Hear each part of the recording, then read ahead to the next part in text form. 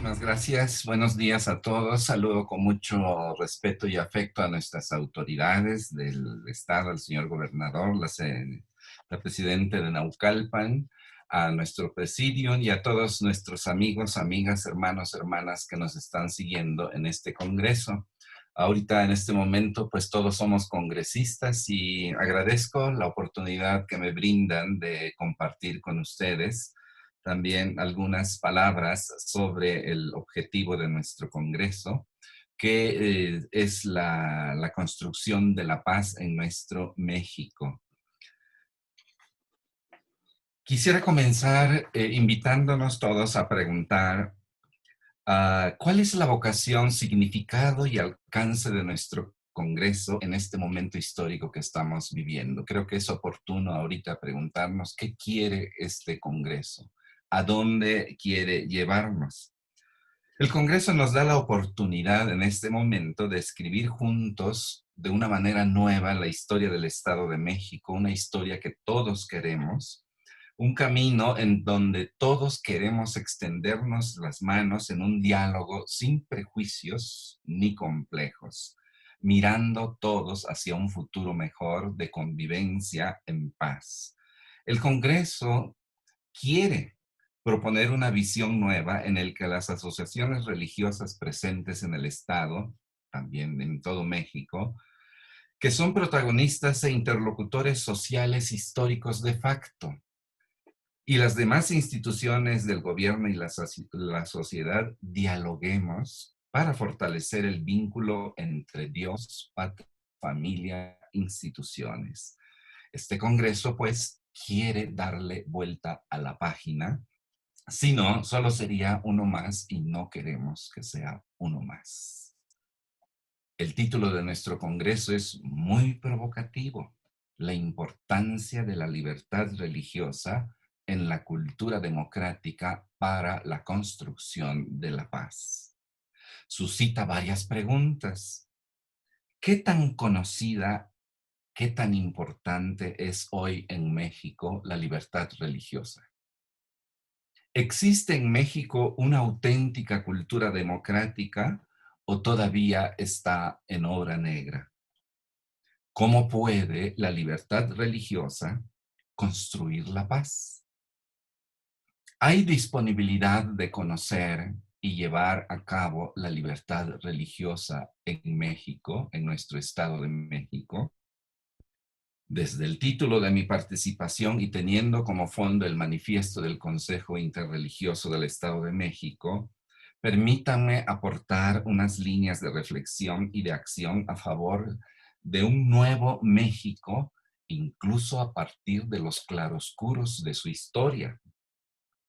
¿Qué han aportado las asociaciones religiosas a la historia de México, a esta nueva etapa de la historia cuya línea está siendo marcada de una manera inédita y dramática por la pandemia? Muchas cosas esenciales han aportado a las asociaciones religiosas a México, pero solo quiero mencionar estas de entre otras tantas: raíz e identidad, cultura, arte, fortaleza de familia, fuerza moral, esperanza y trascendencia. Quiero ahora subrayar cómo la libertad religiosa se basa en un fenómeno antropológico religioso, real, objetivo e innegable. No es algo convencional, no es algo que se inventó, sino que forma parte de lo esencial de la persona y de su verdad. Tenemos el hecho también que en México un 90% de la población es religiosa, formando así las diferentes asociaciones religiosas que enriquecen el mosaico cultural de México. Y también, como el primer ponente ponía en evidencia, es interesante ver cómo todavía se da en México una discriminación negativa a la religiosidad y que ocupa el preocupante segundo lugar según el INEGI en su informe de 2017. Pero hoy quisiera también mencionar esa tendencia a una discriminación positiva de la que casi no se habla, porque acertadamente se ha estado defendiendo los derechos de grupos pequeños, grupos minoritarios, con los que no coincidimos en la visión de la naturaleza antropológica esencial y objetiva, y ahora su visión pareciera que quiere imponerse a la mayoría. Es decir, que la mayoría tiene que sujetarse, incluso a nivel legal, a planteamientos ideológicos de estas minorías. Es decir, que la parte prevalezca sobre el todo. También quiero subrayar cómo a lo largo de la historia, en estos claroscuros, algunos han visto la religión como un fenómeno social nefasto, que hay que tolerar pues de mal grado, controlar, o si en algo ayuda, incluso usar y manipular para algún fin.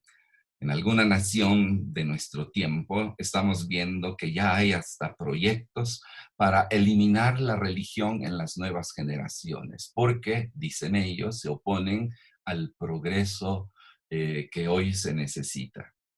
Se pueden identificar también en México actitudes y lenguaje a base de prejuicios y complejos históricos mal planteados. Un lenguaje, si no todavía de odio, pero sí de desprecio o de indiferencia. Si es religioso, entonces de entrada es retrógrado, anticientífico, fuera de lugar, de gente ignorante, etc. Y entonces esto lleva a ver la religión como un obstáculo para el desarrollo humano y que no tiene nada que aportar a la cultura, a la vida familiar, al arte, a la ciencia, a la educación, a la salud. A veces se le quiere reducir a algo folclórico, de ignorancia y hasta de mal gusto y estrictamente para el ámbito privado, sin derecho a opinar sobre lo social, a discernirlo, dialogando y también a construirlo. Todo esto y más es lo que podríamos llamar una lectura de espejo, es decir, al revés. Una lectura en donde a veces los prejuicios marcan el ritmo. Y por otro lado, complejos en el sentido de no querer dialogar y manifestar la verdad. En conclusión, pudiéramos decir desde esta experiencia y esta visión, las religiones parece que no tienen nada que aportar a la nación y que incluso para algunos hay muy bien en desaparecer del horizonte del futuro de México y del mundo, porque la religión es un obstáculo para el desarrollo. Sin embargo, en este momento vivimos en el mundo una ola contra la discriminación de personas, comenzando a causa de la apariencia. Todos conocemos ahorita cómo en todo el mundo hay una reacción contra la discriminación de las personas por su apariencia. En México, desafortunadamente, y tenemos que trabajarlo también todos, es también la primera causa de discriminación por las personas, su apariencia. No me detengo en ello porque quiero hoy subrayar como la segunda causa de discriminación en México es por las creencias religiosas. Incluso la discriminación por la orientación sexual es la última de ellas, apenas un 3%, mientras que la discriminación religiosa llega hasta el 32%. ¿No deberíamos entonces poder abordar ahora todos juntos, unidos, esta situación para cambiarla? Y que pudiéramos decir en México, así como decimos, todas las vidas cuentan, no solamente las de este o de aquel color, sino todas las vidas cuentan, y también todas las ARs cuentan, porque pueden aportar algo bueno a la nación. Hasta 1992 las asociaciones religiosas no existían en México o eran fantasmas, porque no eran consideradas como sujetos de diálogo, como participantes en la vida nacional. Incluso todavía en estos momentos, para algunos efectos de servicios y efectos legales son consideradas como empresas de lucro. Cierto, en lo humano no son perfectas, pero siguen un camino de fe y de superación y de una relación fraterna y amigable con todos. Es un hecho real e histórico que las asociaciones religiosas, a pesar de los errores del tiempo, no solamente de las personas, han aportado a la nación mexicana tantos valores y virtudes que sin ellos México no sería el México que es ahora. Muchos de sus héroes y el pueblo mismo que ha luchado por tener una nación fueron hombres y mujeres 100% religiosos. Incluso hoy, si se contabilizara económicamente lo que las ARs han aportado y están aportando a la nación, especialmente en servicios a los pobres de todo tipo, educativo, de salud, de promoción social, estoy seguro que nos llevaríamos una gran sorpresa, quizá incluso miles de millones de pesos. Pero sobre todo, las asociaciones religiosas le han dado raíz e identidad, cultura, arte a nuestra nación. Han hecho de grupos humanos nación y patria. Le han dado unidad espiritual y cultural. Hoy, como ya se mencionó, la Declaración Universal de los Derechos Humanos, muchos tratados y también muchos analistas serios que investigan el tema de la libertad religiosa han llegado a estas conclusiones. La libertad religiosa es tan importante y debe ser tan conocida, promovida y respetada que, de hecho, limita el ámbito de competencia del ordenamiento jurídico del Estado, no como una especie de complot o de competencia o un poder paralelo, sino simplemente la necesidad, pone en evidencia la necesidad de conocernos. Y frente a la libertad religiosa, el mismo Estado debe reconocer sus límites, autolimitarse y no llegar a planteamientos sociales y educativos que vayan contra las propuestas de las asociaciones religiosas, sobre todo a nivel de familias. Entonces, la familia tiene este ámbito en donde en su libertad religiosa debe ser también respetada. No es conveniente antropológica y socialmente hablando que el Estado, por ejemplo, quiera convertirse en un Estado educador. Puede ayudar a la instrucción y de hecho es uno de sus deberes. Pero la educación es ámbito de la familia que no debe ser invadido por el Estado ni por ninguna otra institución, porque precisamente en el ámbito de la familia, milenariamente, se da la educación y dentro de esa educación la transmisión de la fe religiosa a las nuevas generaciones. Es más, desde el ámbito de la libertad religiosa, si el gobierno no respetara sus límites ante la libertad religiosa, en México estaría fuera de la Constitución y rompería la laicidad que debe caracterizarlo. El Estado debe ser laico, sin duda, pero las familias, la población y la educación no son laicos, no pueden ser laicos.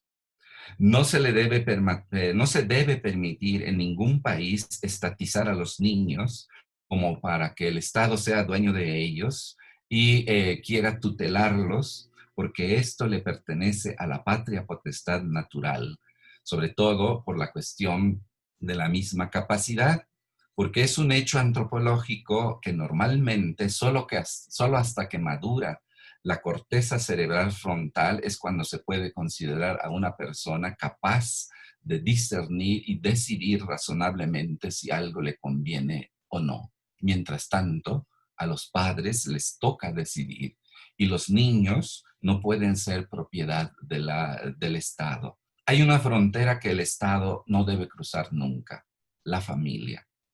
Si el árbol que es la nación mexicana prescinde de la presencia y aportación de las asociaciones religiosas, corta su raíz y se priva de un futuro mejor. Por el contrario, el momento que vivimos nos reclama y nos da la oportunidad de reconocer nuestras raíces, dialogar y construir juntos el futuro que queremos. Entre ellos, entre este futuro, el valor y la virtud de la paz. Queremos invitar desde este Congreso a replantear los términos del diálogo entre religión, familia, Estado, mercado y sociedad para llegar a una real y sana relación entre el Estado, sin fingimientos ni apariencias, y las asociaciones religiosas, todo ello en pro de las personas, de la familia, de la sociedad, de un desarrollo con rostro humano y sobre todo evitar la polarización. Definitivamente una sana separación, pero no necesariamente una polarización. Quizá al escuchar esta invitación y este planteamiento, podríamos pensar, ¿será posible en estos momentos, con nuestra historia, habiendo prejuicios y complejos, será posible? Si en 1960 la población de los Estados Unidos de Norteamérica, nuestros vecinos, les hubieran dicho que en 50 años un presidente afroamericano llegaría al poder presidencial, hubieran dicho, no es posible, ni soñarlo. Pero en 1963, un pastor bautista pronunció un célebre discurso que empezó a hacer posible lo imposible. Yo tengo un sueño en donde como nación podamos convivir, ayudarnos, ser un solo pueblo, sin distinguir la raza o el color de la piel. Martin Luther King. Y a partir de esta palabra, yo tengo un sueño. Me permito hacer las mías en este momento y los invito también a considerarla. Tengamos un sueño. El Estado de México unido, en donde las asociaciones religiosas, las instituciones del gobierno, de la sociedad, e incluso las mismas personas que piensan diferentes, grupos mayoritarios, grupos minoritarios, todos, vivamos la audacia de un diálogo abierto, sin prejuicios ni complejos. Antes de 1989, quizá alguien hubiera dicho, imposible que un día desaparezca el muro de Berlín. No se puede. Son tan complejas las relaciones políticas, económicas y sociales del mundo que ese muro va a permanecer para siempre. Un líder católico, el Papa San Juan Pablo II, unido también con otras instituciones de todo tipo, asociaciones religiosas de naciones, dijo, debemos ser un pueblo abierto. Y entonces, motivando, él hizo posible también que, como hombre religioso, constructor de la paz y de la unidad de los pueblos, comenzara un proceso en donde un día increíble el muro de Berlín cayó y los pueblos se encontraron nuevamente. Y así podríamos seguir dando muchísimos ejemplos a lo largo de la historia, pero solamente quisiera citar estos dos, porque creo que nos son muy cercanos. Quiero invitarlos a soñar y a pensar que este diálogo y que la libertad religiosa, a las asociaciones religiosas y todas las personas, todos los individuos y las instituciones del gobierno y de la sociedad, dialoguemos y hagamos del Estado de México y de todo México un espacio en donde nuestro diálogo y nuestra unidad nos ayuden a remediar los grandes desafíos y males que nos están lastimando en este momento. La pandemia es evidente, pero también la violencia. Necesitamos la paz. Entonces quiero invitarlos a soñar y esto que parece imposible es posible si nos ponemos todos, los que creemos en las manos de Dios, los que tienen alguna responsabilidad social, política, jurídica, a ver en las ARs no adversarios o algo de sospecha, sino capaces de dialogar. Termino felicitando a todos los que estamos participando en este congreso y los invito a dar este paso histórico para que así al final del congreso tengamos una visión más clara y una meta clara, pero sobre todo un fuerte compromiso para trabajar unidos por el bienestar de todos, por la paz y para que la libertad religiosa tenga su justo y eficaz lugar en México. El Congreso es un encuentro, pudiéramos hasta decir, inédito, pero este Congreso tiene la valentía y audacia de querer abrir un nuevo tiempo y una nueva ruta de diálogo en un proceso que deje atrás toda sospecha y que quiere inaugurar una nueva etapa de relaciones y colaboración entre nosotros para así crear los tiempos, las formas y las estructuras de este diálogo que todos necesitamos para el bien de todos y que es posible si lo proponemos. Yo tengo un sueño. Las ARs y todas las demás instituciones, personas, las familias, construyamos un Estado de México, un México nuevo, lleno de paz. Muchas gracias.